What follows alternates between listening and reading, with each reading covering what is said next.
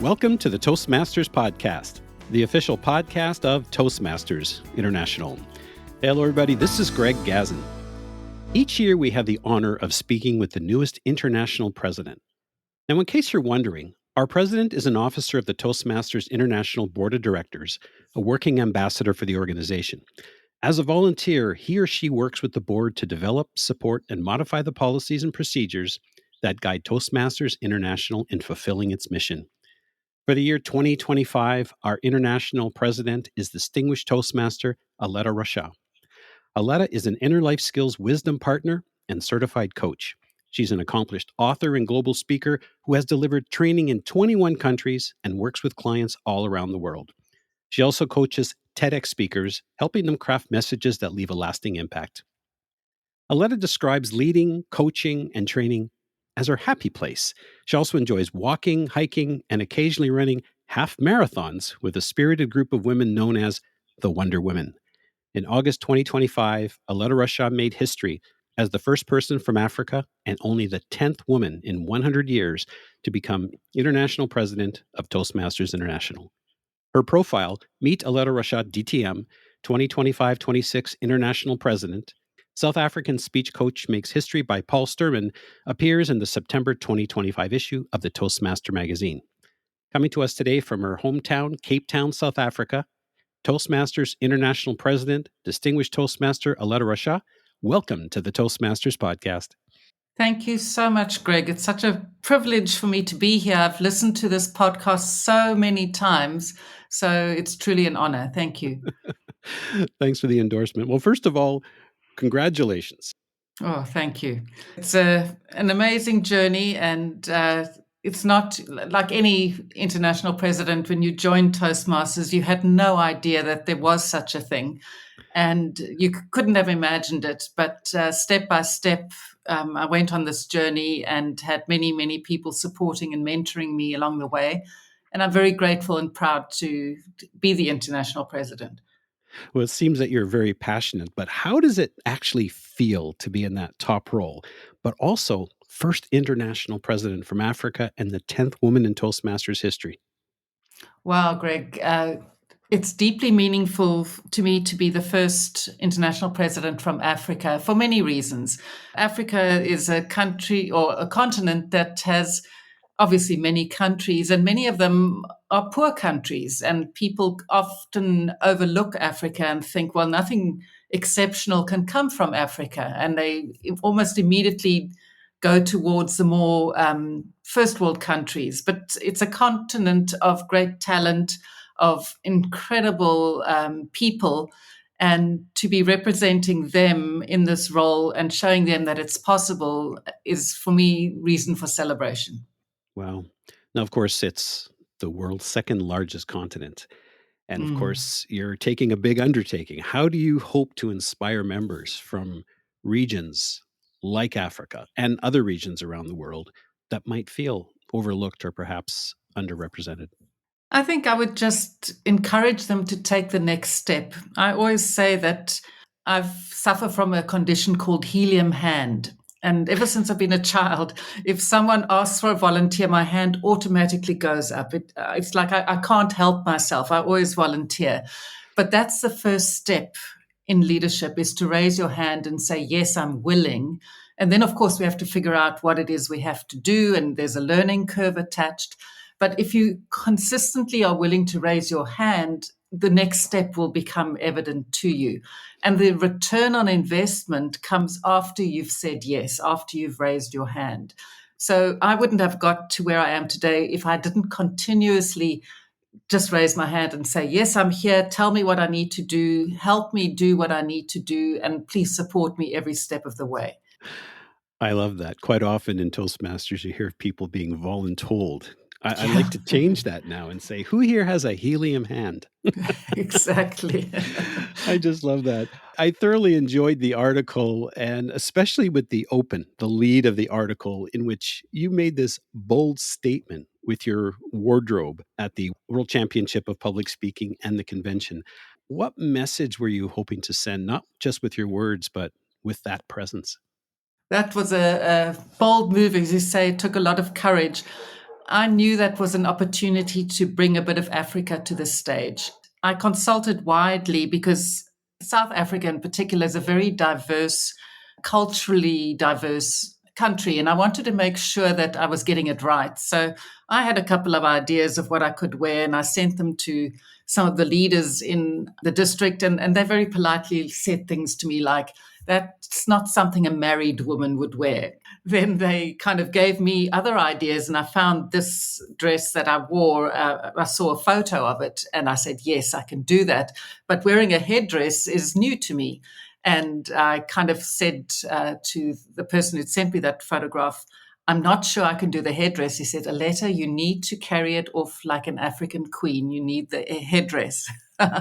So I literally had people from the 2 districts in Southern Africa giving me advice, sending me the intricate beadwork that I wore as well.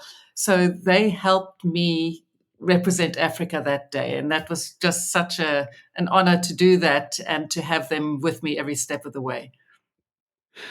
In the words of the late Steve Jobs, think different, which was one of the Apple slogans from many, many years ago. And that certainly that certainly applies to you. And in fact, your reason for seeking out Toastmasters is also an unusual one. Can you enlighten us a little bit about that? Well, I have to confess, and I say it in a very joking way, that I was always a confident public speaker, so I wasn't coming to Toastmasters to improve that, although, of course, I've improved immensely. But I joke that I was running away from my kids. I have 3 wonderful kids, and I'd have the privilege of being a stay-at-home mom for many years. And as I got older, I had a bit more time on my hands, and I was looking for something that was just for me, that had nothing to do with being a wife or a mom. And I'd heard about Toastmasters, but I'd never met a Toastmasters member. So I did my Google search, and 2 clubs came up, and I went to the one that was most convenient for me. And I was so lucky, Greg. Little did I know I was going to a club that had been in operation at that time 25 years. We've just celebrated our 40-year anniversary now. And it was a very successful club. We've been President's Distinguished every year for well over 20 years. And there was a depth of leadership there. There was a depth of just diversity of people. And the minute that meeting started, I knew I could learn. And I knew in that moment that I was going to join. And I've never looked back. I'm still a member of Cape Town Toastmasters, and I'm still learning every meeting I go to. Was there something specific of that meeting that stands out vividly for you? Well, it wasn't the welcome. They had just run a speechcraft course, and when I arrived, they were chatting to the people who had been in the speechcraft course. So nobody really kind of made me fussed over me or anything. But it was just one speaker made me laugh, another one persuaded me, another one was so articulate that I thought, I want to be like these people. So it was just the value exchange. In exchange for my time and money, I was getting this incredible learning and the entertainment. I mean, they were having a ball, and I wanted to be part of that community. I'm not sure if you had a chance to listen to a recent episode where I interviewed past international director Monique Levesque-Ferro. And it was, in fact, her attendance at a meeting and a speech that a gentleman was giving that she was so enthralled, she eventually married him. No, I didn't have that experience. Your kids are always humoring you about Toastmasters. What does your family, and especially your kids, what do they think about what you're doing today? Well, there's a mixture of being immensely proud and, of course, a lot of fun along the way. And, my one daughter kept on saying to me, Mom, you're the queen of Toastmasters. And, haven't you been president for years already? And things like that. They're very supportive, very proud. They always come to me for speech coaching, of course.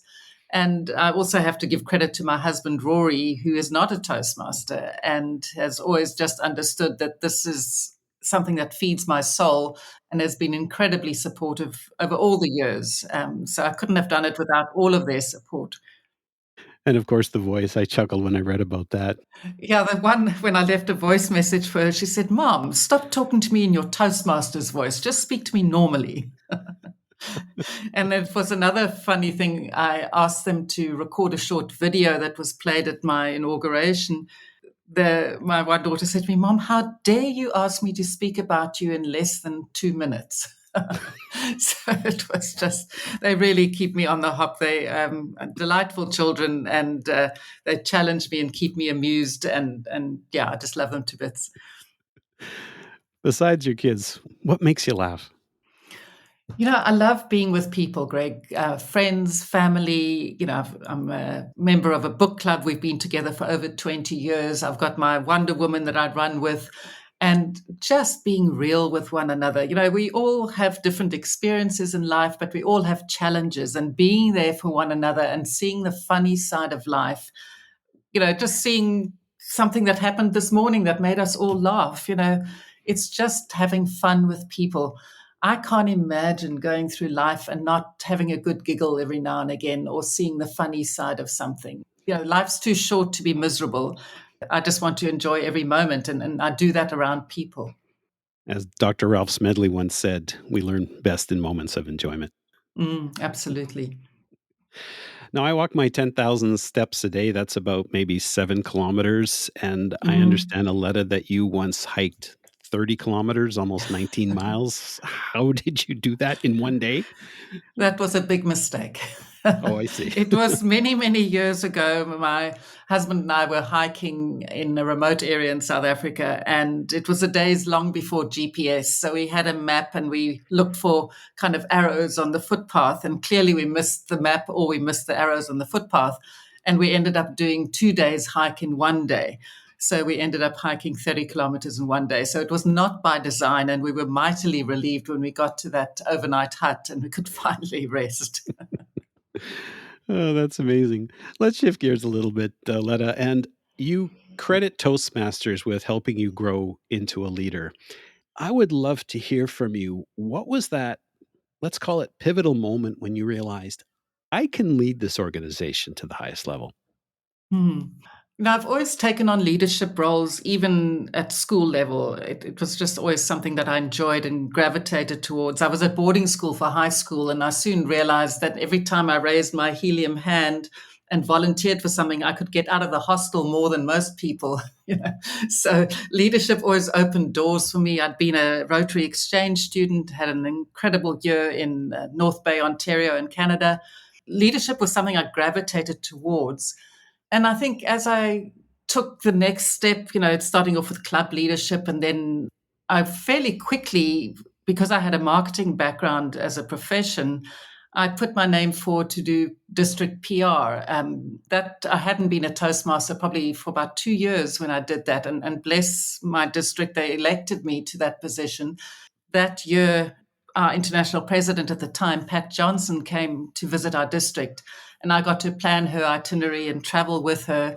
And I think without her or me perhaps realizing it, she probably planted a seed in my mind of what is available. And I just kept on taking the next step, went into district leadership and loved it, went to region advisor, absolutely loved it, ran for the board, got elected, and also had an incredible experience. So I just kept on taking the next step. And I didn't ever, I think, well, that's my mission in life, to become international president. It was, let's take the next step and see where it leads. And at every step of the way, I always used to say to myself, am I doing this because it's the next step, or am I doing it because it's the right thing for me at this time in my life? And each time the answer was yes. So I often say that my Toastmasters journey, or becoming a Toastmaster, has been the most enriching thing I've done in my life. It's added incredible value to me, and I've loved every minute of it. It wouldn't make sense otherwise, Greg, to be honest, to devote this amount of time, energy, and passion to something that you don't get paid for, but you get a return on investment that is just, you can't put a price on it. It's no doubt transformational. You say you like to find practical ways of making it easier to be a leader. I know for some of us, taking on a leadership role in Toastmasters, especially for the first time, can be very daunting. Can you share an example of something that is practical and easy? Yeah, the thing that comes to mind is one of the biggest learnings I've had is that when you're a leader, you've got things that you have to do, but you've also got a team you've got to lead. And in my experience, the better that team works together, the more the doing is taking care of itself. In other words, it's the being, how you get on as a team is even more important than the doing. It's easy to figure out what to do and get it done, but how do you get that team dynamic going? I learned in another leadership role I had outside of Toastmasters that the more I validated the members of my team, the more they wanted to do. We all thrive on validation. So finding ways to catch them doing something right, to really encourage them, to thank them, and I learned over time, you've even got to thank the people who disagree with you because they make you think more deeply. They challenge you to up your game. So I thought to myself, how do I do this? Because you can tie yourself up in knots and think, well, what leadership model must I follow? But to me, it was how can I quickly and easily and regularly make a habit of validating my team? And the one way that worked for me that was the easiest was to send voice notes. So often I used to travel to district leadership meetings and then I'd sit at the airport waiting for the flight and I would just take out my phone and I'd just start recording voice notes and saying, thank you for this, thank you for that. I found that really worked well. So that to me is a very pragmatic way to give thanks to someone, to validate them without it taking up a lot of time. And also sometimes being a surprise because people don't always expect a voice note. And it's something very personal that you can give as the leader, which can really make someone's day. I know how I feel when I receive things like that. And it really is deeply meaningful and it inspires you to do more. Mm. It's interesting you use the word validation and you call it a leadership tool. That's the first time that I've heard it expressed in that way, but it sounds that it can be very powerful. So I'm wondering, perhaps, could you share a moment when somebody validated you in such a way that it actually changed your path? Funny enough, I was in my study the other day and I was going through a file, checking what was in there. And I've still got a letter that a member of my home club wrote to me probably 10 years ago. And he took the time to just validate me as a person, the contribution I made to the club, the way I'd validated him in some way. And he was a more senior member than me, so I certainly didn't mentor him, but we always had a great relationship. And the fact that he took the time to write that down, I've kept it to this day, and I can't imagine ever getting rid of it.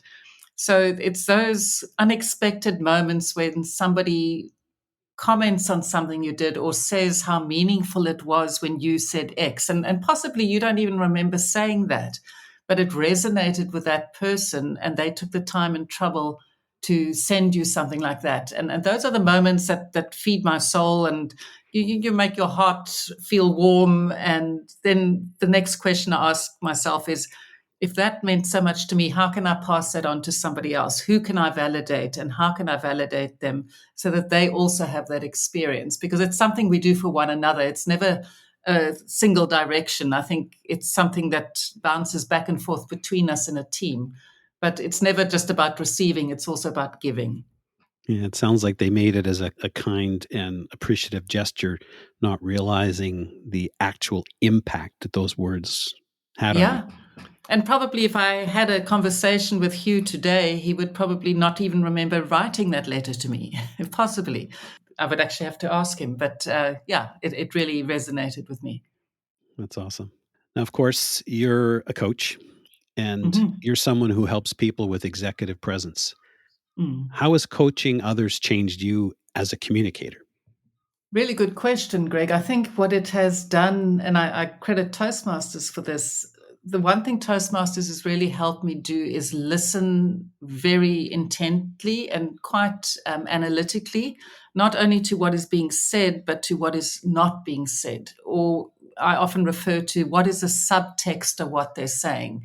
Someone will tell you they're really upset about this new process that you've introduced and it's not practical, but the subtext of that might be, why didn't you consult me? I feel left out. I'm going to resist this because I had no part in it. So that's one of the skills that Toastmasters has helped me hone. And I use it when I meet a new client for the first time to really listen to what they're saying and to listen to the unspoken parts of what they're saying to try and understand where they're coming from so I can meet them where they're at and then try and work on ways that we can go in the direction they want to go in.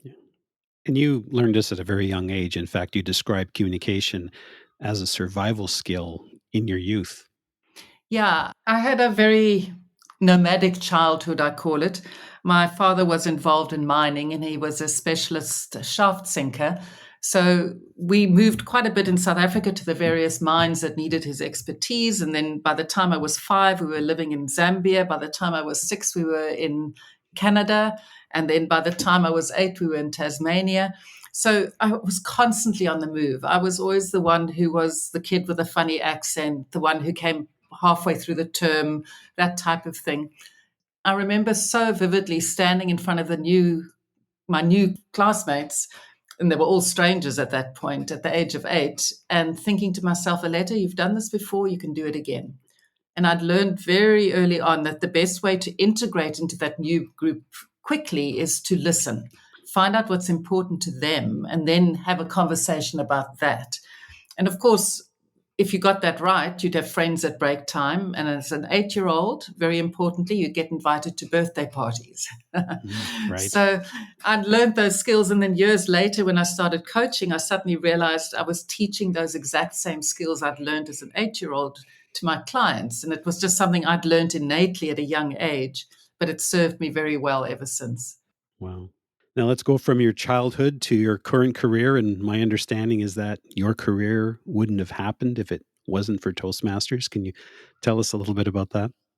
Yeah, my professional career, as I said, was in marketing management, and that was before kids. And once we started having kids, my husband was transferred first to America and then to London.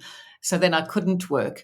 So then I was just blessed to be a stay-at-home mom. And then through Toastmasters, I started doing PR for my club.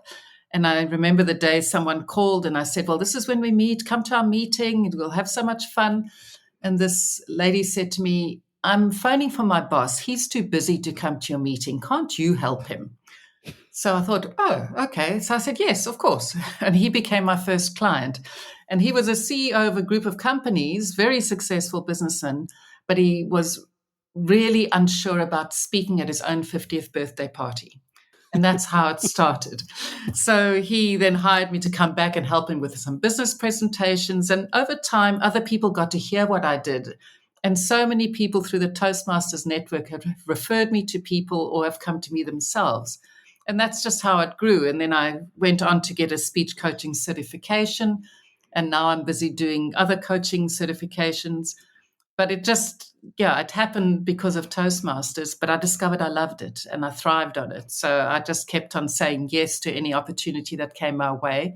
And I love working in corporations, doing workshops for them, training youth. So any opportunity I get, I just say yes because I absolutely love it. There's those helium hands again. Exactly. Now, I'm sure there's many people out there that are in that same position as that CEO. And out of curiosity, is there perhaps one thing that was holding him back from being able to speak at his birthday party? I think it was possibly that as a businessman, he had all the success in the world. He had all the authority. He had the track record, the credibility. With his friends and family at home, he was just who he was. And suddenly, all those credentials that helped him in the office weren't the same. He couldn't necessarily draw on those in that moment, in that more intimate setting. And he just needed someone to coach him through it. It wasn't as if he was incapable, but he needed to build that self-belief in that new environment. So each one of us has a different comfort zone. And for some people, the comfort zone is speaking to 3 people, but put them in front of 10 and it freaks them out. Or in his case, the business environment was his comfort zone, but the family environment was slightly different. And he just needed coaching through that. Did you encourage him or try to encourage him to join Toastmasters? No, I didn't bother. He's too busy. He's chairman of a group of companies. Speaking of trying to encourage people to join Toastmasters, in the article, you mentioned that what we really need to do is shift from selling Toastmasters to sharing it. What does that look like in practical terms for a member or a club leader or a district leader? For me, Greg, the most important thing is to have a conversation. Imagine now somebody comes to your club. what brought them there? Because there's usually a reason, there's an underlying fear, there's a problem they're trying to solve, they're trying to get a promotion, or they're trying to get a job, or they trying to present to senior management. There's some kind of problem. And if you tap into that and share with them how Toastmasters can help them solve that problem and then invite them to join, then it's very simple. Often we get caught up in the weeds and we say things like, well, when you join, you can choose between all these different pathways. And, we give them too much detail. They just want to know, can you help them solve the problem? If you can make that link between their problem and us solving it and reassure them they've got all the support they need and we'll have lots of fun, then it's a sharing and serving approach as opposed to a selling approach. As soon as you tell someone you've got to sell Toastmasters, some people get deeply uncomfortable. And I've had some people say to me, at our club, we ask people to come 3 times before we ask them to join.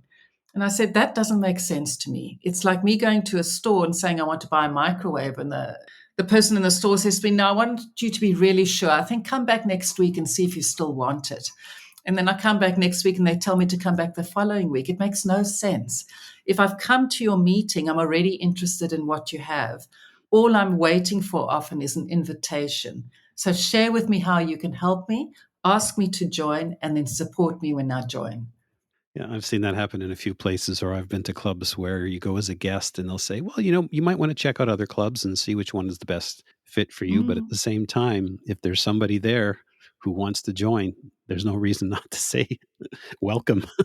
Exactly. And we live in an age of instant gratification. Most of us, when we find something we want to click and join and get the value straight away. And I think Toastmasters, we need to appreciate that. People want to join, they want to join now. And now's the best time, because in 2 days' time, they might have forgotten or they lose enthusiasm, and then it's harder to get them back. So do them a favor. To me, it's a gift you're giving them. You're giving them an opportunity to transform their lives. So why would we hesitate? Why would we be shy about that? We know the value.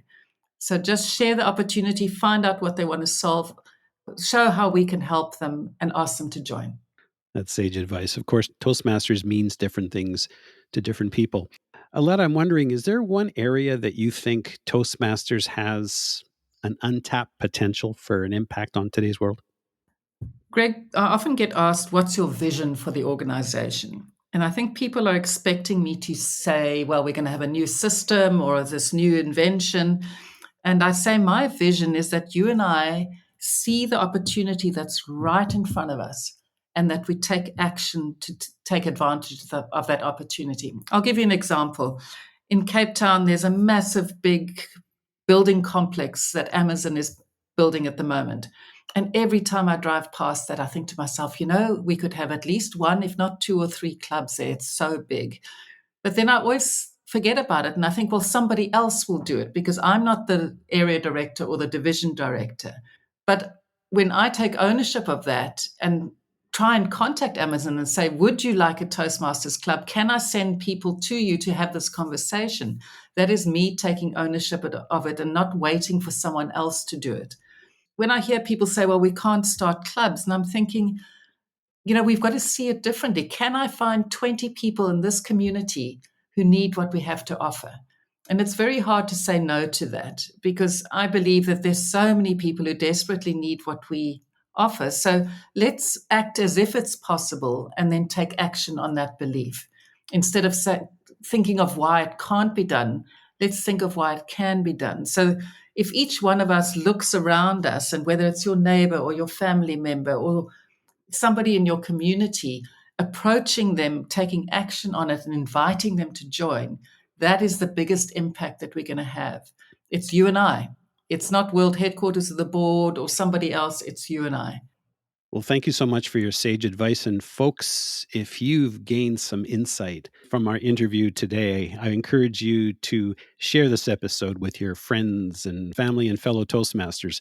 You can find the Toastmasters podcast at toastmasterspodcast.com, toastmasters.org, Apple, Spotify, and anywhere you get your podcasts.